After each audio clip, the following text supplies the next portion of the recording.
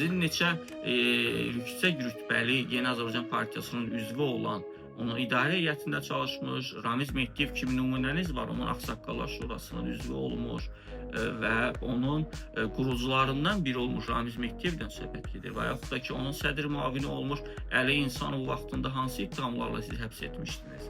Evindən neçə meşrub siz qızıl külçəsi tapmışdınız, unutmuşsunuz bəlkə də. Onda niyə Yeni Azərbaycan Partiyası bağlanmırdı?